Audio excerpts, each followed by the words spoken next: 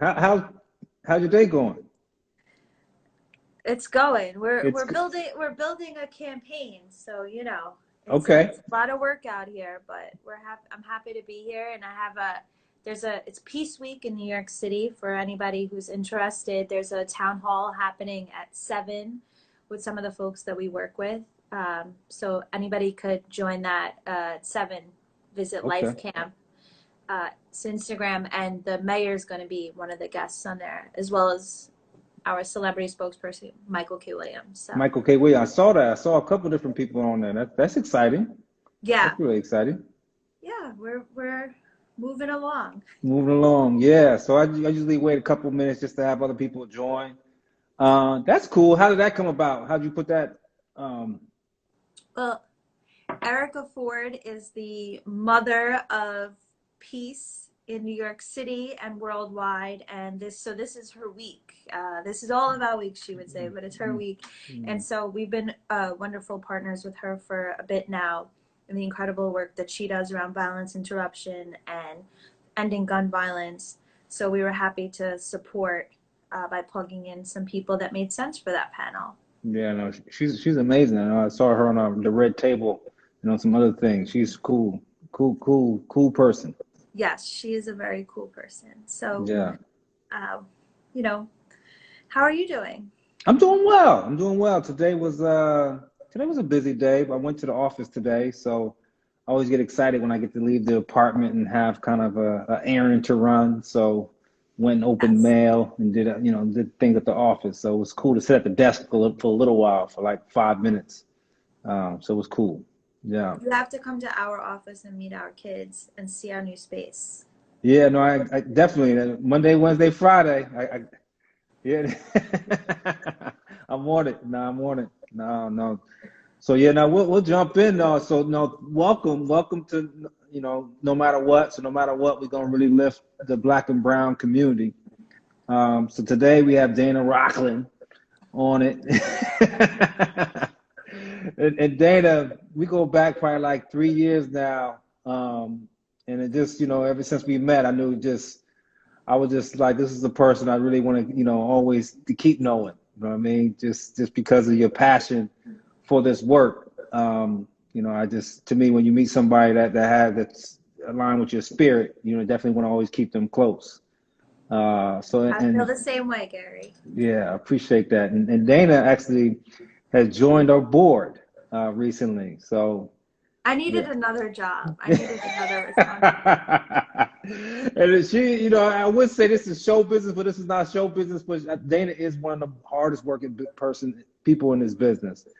Dana, how'd you get involved with this? I always wondered that. How'd you like jump into this work? Because wait, what borough do you represent? Where you from? Okay, I represent Brooklyn, but I am from Staten Island, and that is, the impetus to get involved in this work was that growing up, I was segregated, and Staten Island's a very segregated place, and New York City is segregated in a lot of ways. And so we think of ourselves as being really progressive, but we're not. We're actually, in practice. And so I was lived on the South Shore of Staten Island. Everybody looked like me, similar socioeconomic backgrounds, everything. And then the first time I was in this really diverse multicultural setting was in high school. And it was a recipe for disaster because you're talking about a curriculum that doesn't really support being open and learning and historical context to the way that I grew up or the way anybody else in the city would have grown up. And you're talking about a time where it was 9/11 happened. I mean, I'm ashamed of a lot of my behaviors. Gary, do you see me? Yeah, he froze. He froze a little bit. Yeah. Okay. Um, should I stop? I don't know. Yeah, let's wait to see if it comes back a little bit, because yeah, you Oh, there you froze. are. You back? Oh, there you Yeah. go. Yep, perfect. So, Yeah, I was a you I was mentioned a person. 9/11, and that's what Yeah, kind of when so you left. Yeah. 9/11 had happened, and it was all about, we weren't in a multicultural place, and I wasn't in a multicultural state of mind. And so how do you reconcile that as teenagers, right? And it's Mm. really difficult, and a lot of shameful things I think have happened that, you know, we use this word ally a lot with white people and people of color. Actually, like, we're co-conspirators, because even if you're doing good work now and you're standing with people of color now, the entirety of our lives has been about supporting systems of oppression and white supremacy. And so unpacking all of that, it takes a lot of work. And so I go away to college. Of course, it's a mostly all white school except for one black girl who becomes my best friend. Her name is JoJo. And to this day, we're best Shout out friends. to JoJo. What's up, JoJo? Yeah. And then I'm struggling to find a job, and it was the 2008 can't find a job anyway. So I started working as a volunteer in the court system, doing rape survivor advocate work and with victims of sexual assault and domestic violence. And it's at the criminal courthouse in Staten Island that I see all black people. And I'm like, wait a second, how could this be? And so that was the moment that you have to really challenge your notions about people and the world and life, because what is going on here? And most of the people that were my victims and perpetrators were young, right? And this was before Raise the Age. So you're talking about 16 and 17-year-olds. So really thinking about, that was how I got into this work. It was that something didn't feel right. And I don't even think I was really responsible in the work until very recently. I think there were still mistakes and things I could have done better, of course. But that was the moment where I was challenged, because I couldn't reconcile what I was seeing in front of me. Yeah, so I mean, go a little bit to that journey, because I've been doing this work for a while, and I think same here. I think when I first got into this, I think I was like a assimilationist. I think, we gotta teach people how to navigate society, and we gotta teach them, how to behave. And now I think about that stuff, and I'm like, that was whack. You know what I mean? And so, Hal, talk a little bit about that evolution where you kind of like, okay, this was one way I thought, but then like in the last couple of years, the last 2 years, it was like, that was way off. See, I never, once I was like, started to see like injustices and stuff, I never was like, okay, I have to assimilate the kids. Or like, I didn't take that perspective, but the perspective I did take though was being naive. And I thought I could fix the systems that were hurting them. And I thought that if you could build empathy within those systems, you would then they would be the beneficiaries. But at first I have to humanize them. And it's like, what, wait, what? Why are we wasting? So you have this moment where you're like, why am I wasting all this energy trying to put value on people that I know have value and I see value in, and not just nurturing that value, right? We don't nurture the value. Instead, we try to teach the value to people who don't see value. That is ridiculous. And that is why we have to be disruptive and be the kind of people that kick in doors and treat as service providers, as advocates. My treasure is my young people, right? They're so brilliant. They teach me, they're innovative. They're VIP.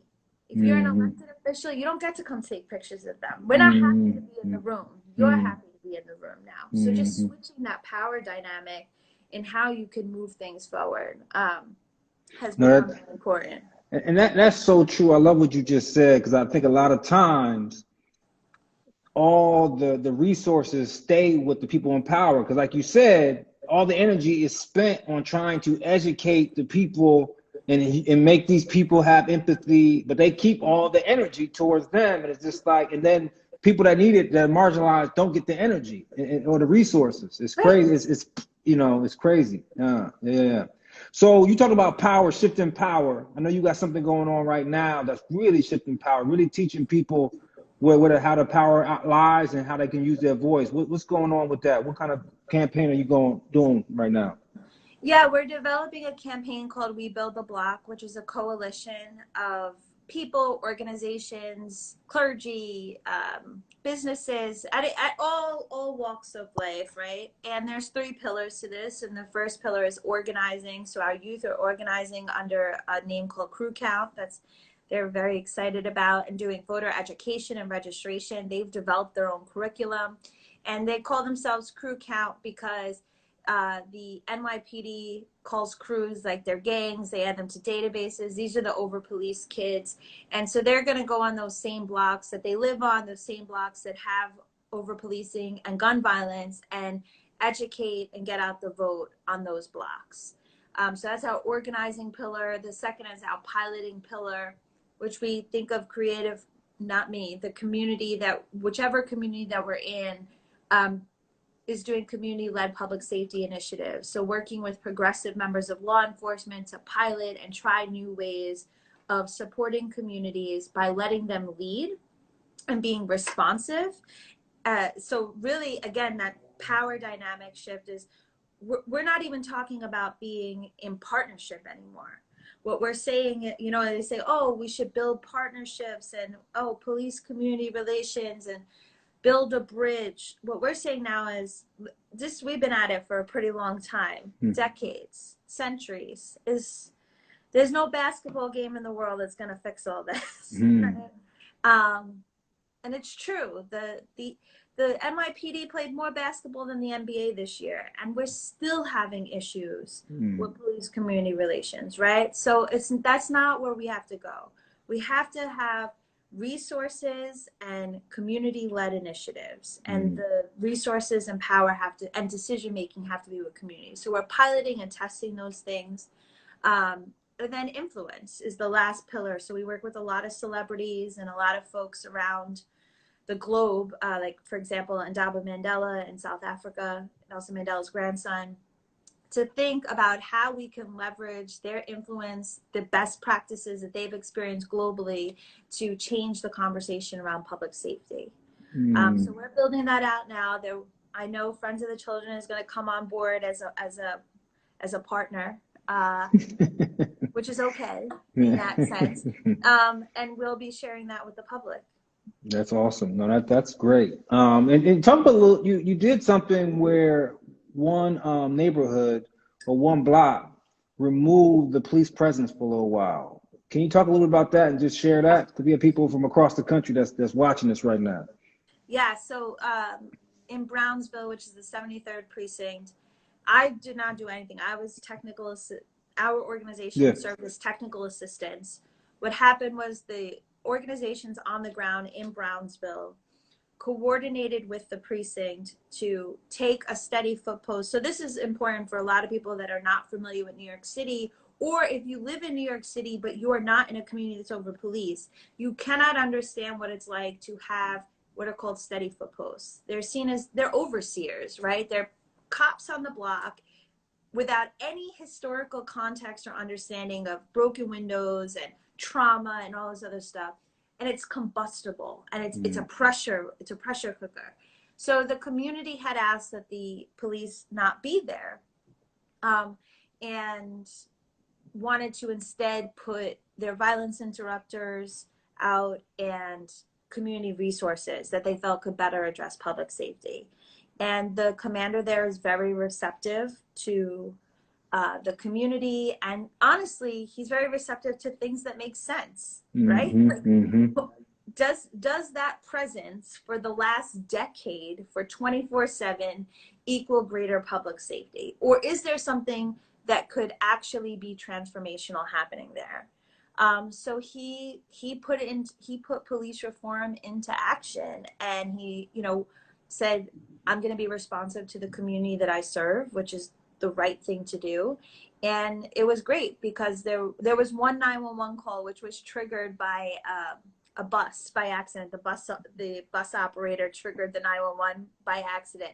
But other than that, there were no incidents on the block the entire time that we had pulled them off and replaced with community resources. Because that's the thing that I think is interesting for the people. Like, you pulled the police off, but what you did, the community stepped in and kind of took care of one another. So you had local people that came in, credible messengers or violence interrupters, things of that. To talk a little about those people that kind of stepped in to take the place of police. Exactly. And the thing is that it wasn't like the police were like, all right, peace out, right? Like, you're on your own now. It was more like we're going to do here what happens in other communities. We will come if we're needed, right? So if somebody on the block called 911 because they were a victim of a crime or they saw a crime happening, of course the police would respond. But what we were doing was positioning the police to be responsive to a community-led solution that really demonstrated what police community trust looks like, right? And they're still in the neighborhood. They're still working, and it just provided an opportunity to think about what could be and how can you generate trust and how can you increase public safety while reducing harm. Totally. No, that's great. So, like I said, for me, you know, you're on our board now, and to me, I was like, you know, Dana's a real one. Got to get on the board and want to work with her. And so, a lot of people, especially white people specifically, are doing this work or want to get in this work and want to help. And you said something about ally versus co-conspirator. Can you talk a little bit about the difference again, and then talk about give people tips on how they can be a co-conspirator? I mean, this is for white people, you have to be conscious in every aspect of your life and how you operate. And you're going to make mistakes. Like, there are times where I'm like, Jesus, like, why did I say it that way? Why did I choose to speak?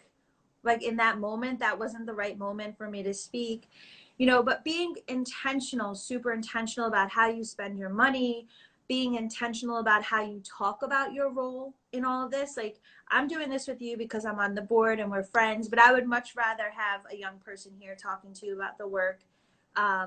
You know, not centering our existence. We should be trying, if you're a service provider and you're getting money from the city or state or federal government, essentially you should be trying to put yourself out of business. Like, I often think about all the millions and billions of dollars in really marginalized communities. If you liquidated all the services and just did a cash payout to those communities, they could help themselves. You know, even thinking about charity and philanthropy, like toy drives.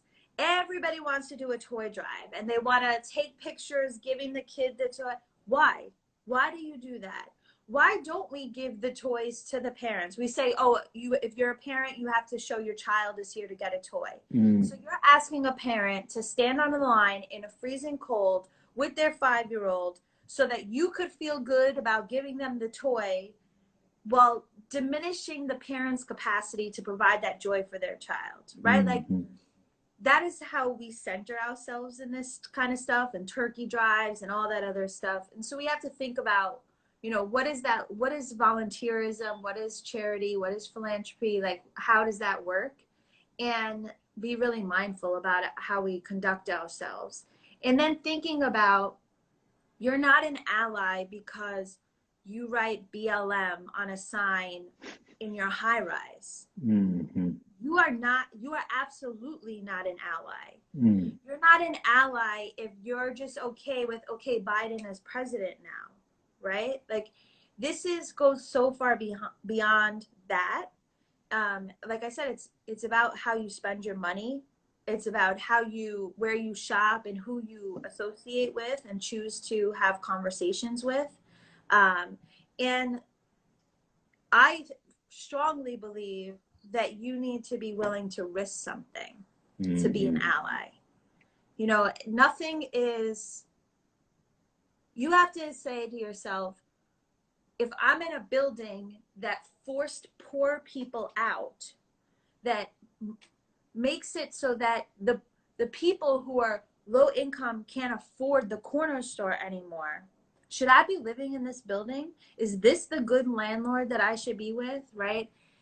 And thinking about that stuff, I mean, even parks at every aspect, when you're at a community board, are you leveraging your community board to assist the community board that don't have as much resources as you? It's all of these things. And it's a challenge. It's a real challenge. And it's exhausting. And a lot of people don't want to deal with it, right? It's like, I'm going to go to the march, right? Or I'm going to make a donation and I'm good, right? Oh, and I voted for Biden. Like, I'm good. It's over now. It's over. We reached the promised land. Right, right. Yeah. And it's like, actually, no, you're not good. And so just thinking about all of that, and I really do think about the Black business aspect of it. And then also thinking about what organizations you support. It's wonderful to support the Black Lives Matter movement, the NAACP. I get all of that.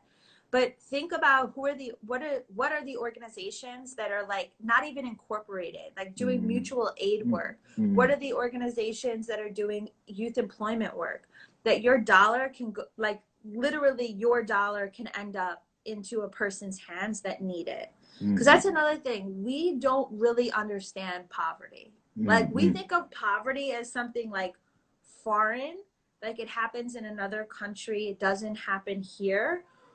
Or we think of poverty as a cause and effect. Like you did something to cause yourself to be in this and you're just not working hard enough. Yep. And if I give you this $5, I'm not sure how you're going to spend it. And we need that. And that's also really irresponsible. So, we just need to be really mindful about that, in my opinion. No, that's great. No, great advice. And like the big takeaway is like risking something. You know what I mean? I think people of color, specifically Black people, they risk something every day just from where they show up or their economic status. And so I think risking something that's really cool. So what's next? What's next? What's on the horizon? Just another point about risking something. Okay, yeah. Like parents who send their kids to segregated schools. And you say, yeah, but I want my child to have the best education. What does that mean? So your child gets to have a certain level of education and another child doesn't? Why don't you put your child in the school that you're zoned for and use all of your influence and power and privilege to ensure that every child gets the same education as your child? But like that is another like conversation. These are hard conversations to have with people because we're individuals. Like we operate as individuals here. That idea of community is challenging in New York. You have to think about it like that. So just if you're a parent who sends their kid to a private school, or you take your kid out of the neighborhood to put them into another school after you gentrified this neighborhood, that's problematic.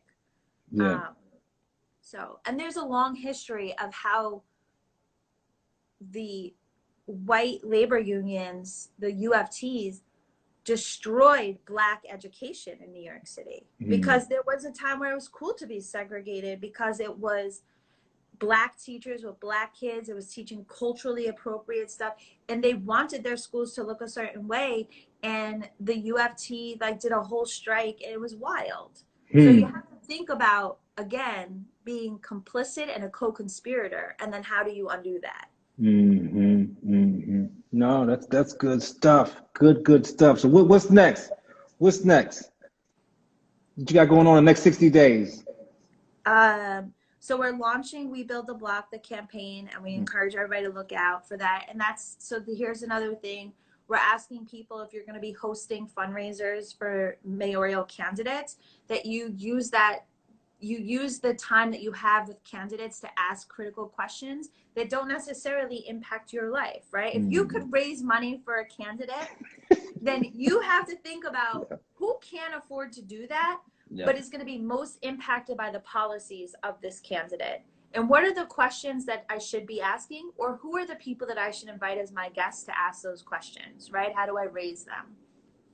So we're working on this campaign.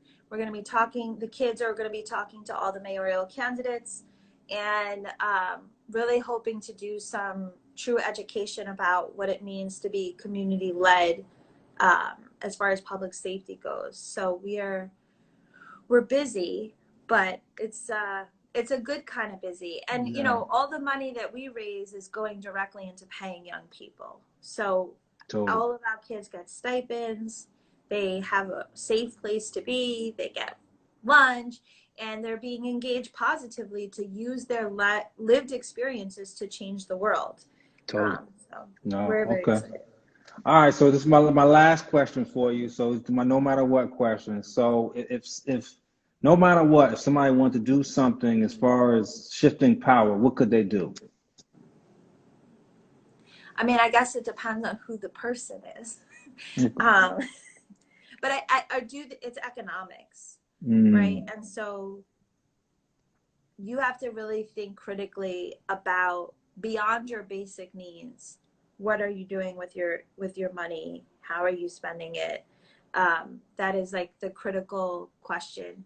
And if you are somebody that is a millionaire or a billionaire, how are you navigating your giving?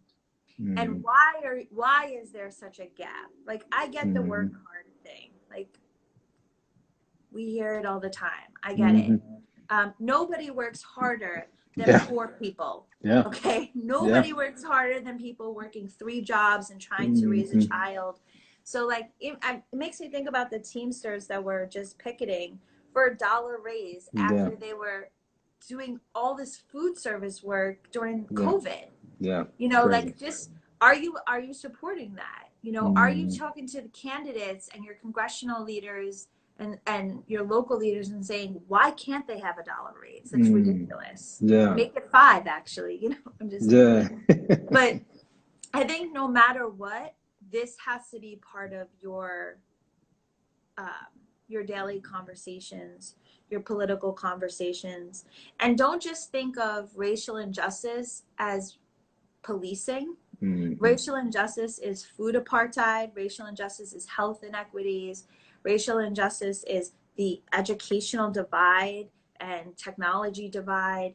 Racial injustice exists in every aspect of people's lives. So you need to fix it in every aspect of your life, no matter what.